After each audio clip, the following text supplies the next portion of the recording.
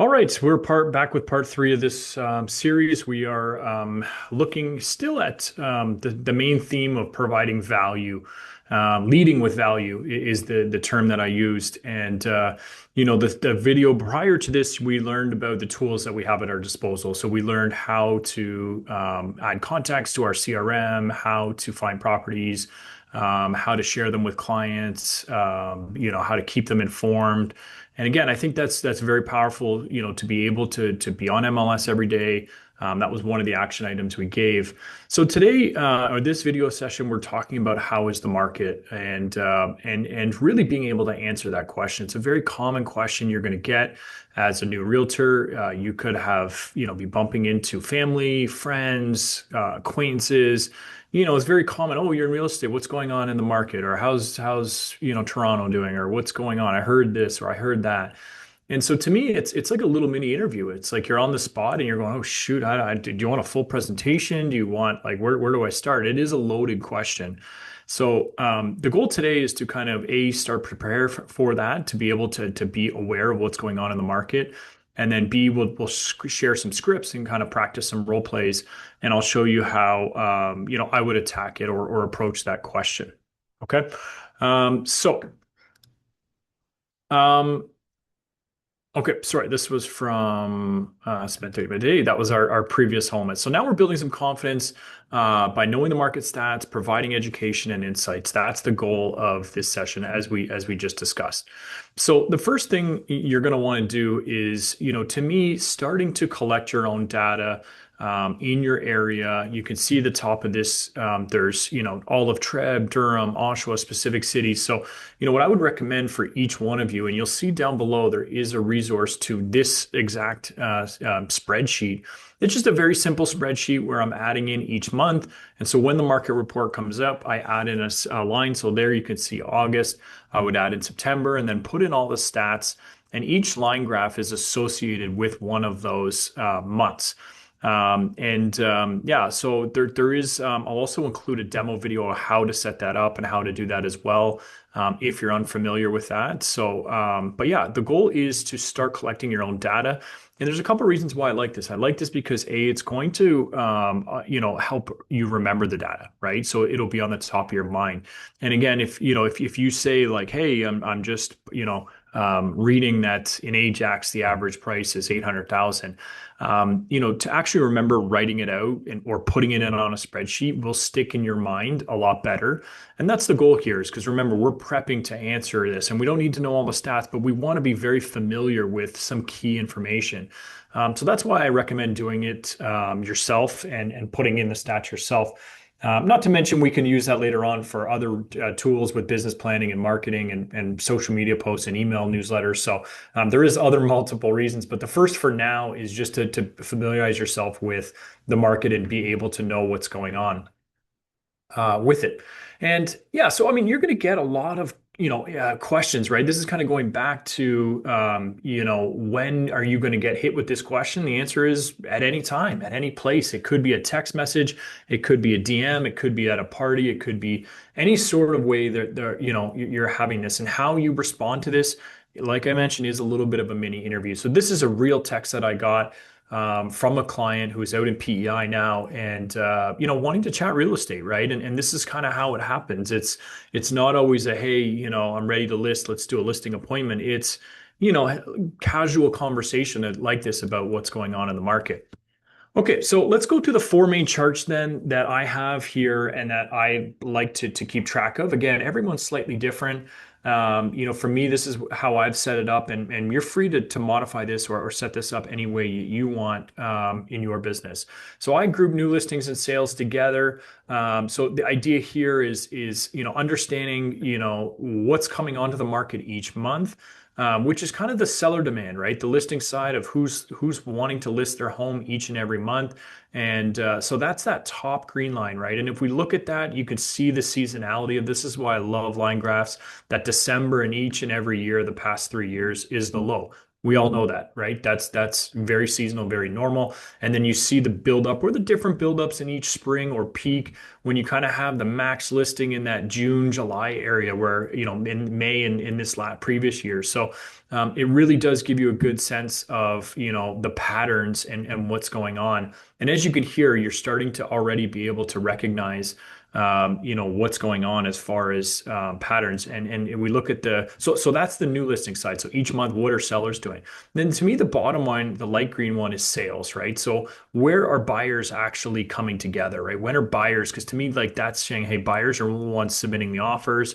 They're the ones saying we actually are ready to buy. And you'll see very similar trends with buyers, right? Each December, there's a little bit of that's the lowest number of sales that we get in each month. Makes sense. And then it trends up into the spring market. So they do mirror each other. So, with this, chart, I'm looking at trends year over year. I'm looking at trends month over month, and I'm trying to see if there's any clear patterns that I could share about what's happening in Durham region. Again, keeping in the back of my mind, if someone were to say, wow, is there a lot of new listings I see coming on the market? You have a sense of, yeah, no, we are up year over year. So even if you look at the peaks, 2461, 2232, 1860. So year over year, we are going up with number of new listings each month. So that trend is clearly going up. And then year over year. So then month over month, it's more seasonal, right? You see the very similar trends of like, oh yeah, there is not a lot of listings right now because we're December 31st or we're January 1st at the beginning of the year. So depending on when you're answering this question, of course, would also have some relevance as well. So this is total active listings on the market. So just again, the total number. So new listings gets reset each and every month, where active listings is just a running total. So sometimes you have 60, 90 days on the market properties, right? And so this will build up that total active inventory. I love this chart because it's very simple and it's very clear. You look at the year over year trend, it's clearly going up, right? Like you look at the peak there in October, kind of at the left side of the chart there, we were at 1770, and then again another October of active listings, you had 2900, and then here we have at the peak around June at 20. I can't even read that, 2900, I think that is in that range. So year over year, we're still seeing active inventory increase month over month. Though we saw the lowest in December, and now it's creeped up into this July number. So, again, just getting you comfortable right now with what these charts mean, what they're telling, so that you can start to learn to be comfortable with that as well.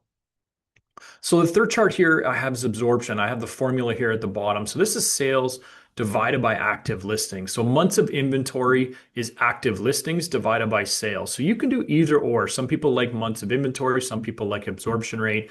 The goal of this chart is to determine what type of market are we in. Is this a buyer's or seller's market or a balanced market? So you could see where the line says seller market at 60%. So anything above that number puts us into a seller's market. Anything below 30% puts us into a buyer's market. And anything between 30 and 60% would be somewhat of a balanced market. So if you go back to, this is around 2023, I believe in May, when we were at 105% absorption in this chart. So we were in a heavy seller's market, and then it dropped into a balanced market, and then it came back up into a seller's market, 93% there in about March, and that was 2024.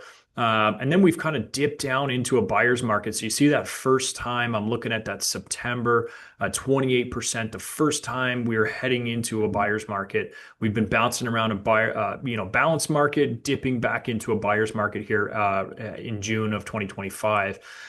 So, again, really simple for people to understand, to see the trends.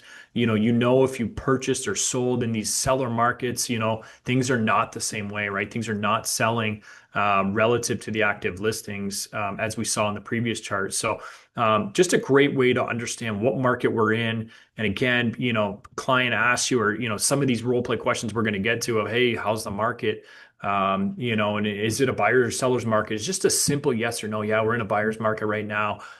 You don't need the exact absorption percentage. Oh yeah, we're at 30, but just understanding that, hey, we're not in a seller's market right now, it to me is important, and what sellers want to hear and want to understand. Of course, you get someone who really wants to geek out and look at the stats, you can provide those as well. But remember, we're just prepping for casual conversation here with these charts. And then price. The last one is the obvious price. So average price and median price, and the trends with that. And we've actually been fairly flat in Durham region with ups and downs there. You can see, peaking around the million mark and getting down to those lower points into the 810 marks.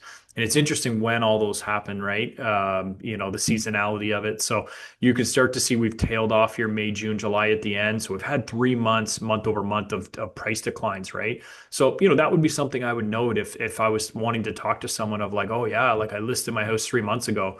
I was like, well, yeah, the median price has gone from 855 to 820. Like there's been a 35K drop in 3 months. That's pretty substantial if you're on the market right now. So little tidbits like that you can pull out or remember, so that when you're having conversations are really helpful and impactful.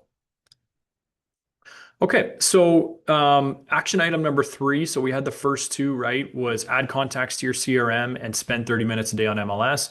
Your third action item I'm asking you to do is start adding monthly data yourself. Start doing it yourself. Start collecting it yourself for your area. Whatever your niche is, wherever you're trading, I don't like the graphics that a lot of realtors use of just sharing the median price. I really think, having line graphs give you that trend, give you a better story to share with clients. And you're going to see we're going to end up using those in buyer presentations and listing presentations later on. So there's going to be multiple uses for these graphs. But right now it's just to make sure we're familiar with the market. So that's your action item with that. Okay, so let's practice answering how is the market. That is it. So we're kind of prepping for that, and we're kind of sharing, getting our base, getting our education, getting our knowledge, so that we can add little tidbits of it. A script that you can use, and I pulled this right from ChatGPT, so we can look at this and then we can modify it or tweak it. I really believe in making it your own. So that's a great question. The honest answer is depends on who you are in the market, buyer or seller, right? So that top part of the script, I really think is important. That my first question is usually when someone says how is the market, I'm saying, well, it depends for who, right? Are you a buyer or a seller? Are you an investor? Are you a tenant, a landlord? What market are we referring to, right? You can't answer a question, if you don't know what they're looking for, right? So it's a good way to kind of just have a conversation. So I would stop there. I'd say, well, yeah, it really depends on, who you're talking about. Are you buying or selling? What market are you talking about? Right? Or even if you're asking, is it resale or is it pre-construction or is it the rental market, right? Resale or rental market, right? Could be a simple clarifying question like that, right?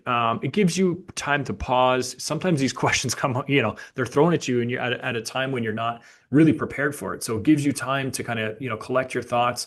So that's what I always have in my back pocket is kind of something to understand what market they want to discuss. So then they say, yeah, we're whatever, we're buying, we're selling. So, then I like to have a little bit of education. So right now we're in a buyer's market, seeing record new listings and prices continue to decline.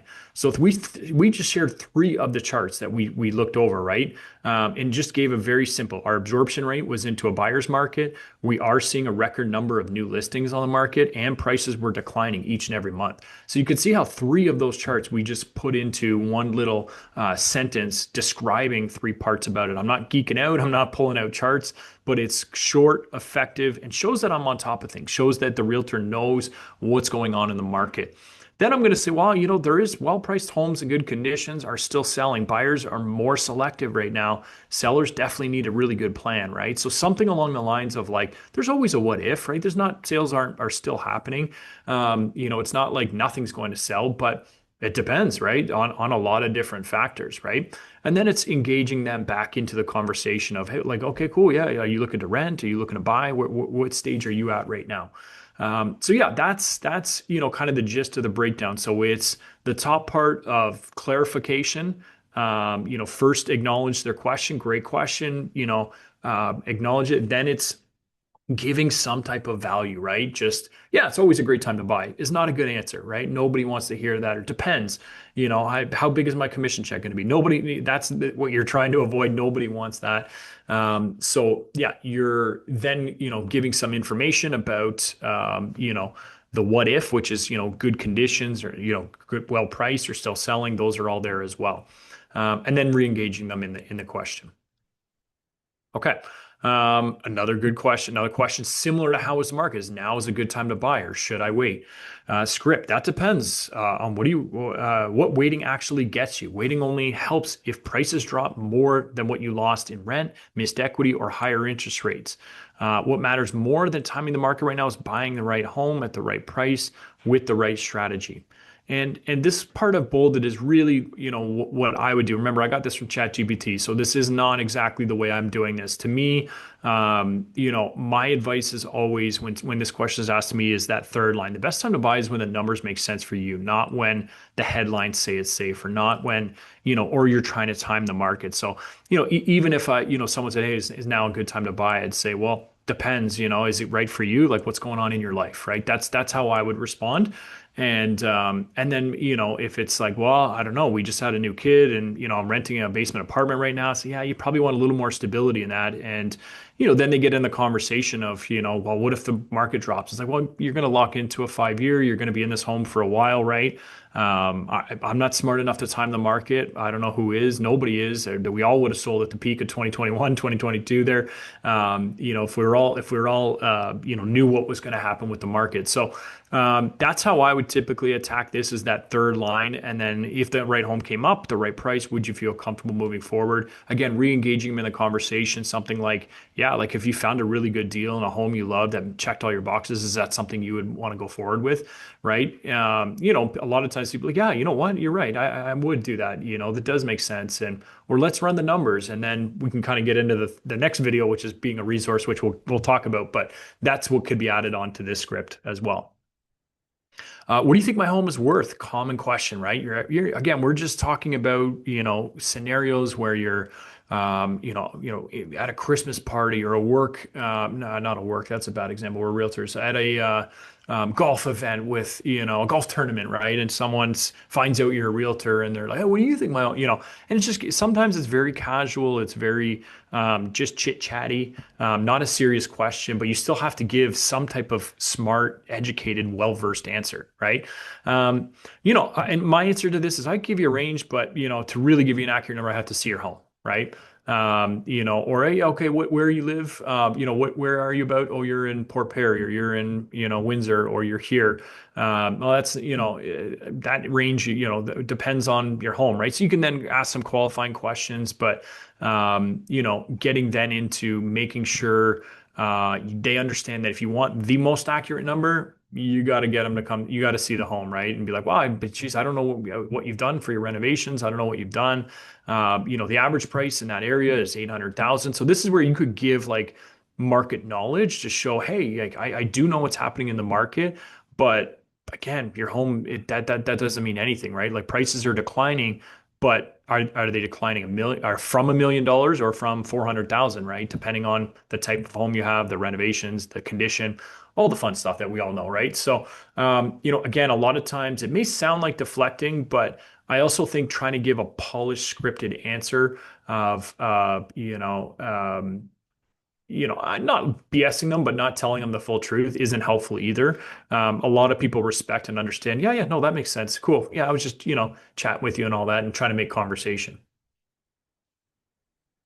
Um, so another one, do you think prices are going up or down, right? Another common kind of how is the market? What's going to happen in the market? Like, where do you think are we going? You'll have this with interest rates too. Are interest rates going up or down? So my typical response to this is I definitely can't predict the market. I'll usually joke about, well, I wish I could predict the market. I'd be rich right now.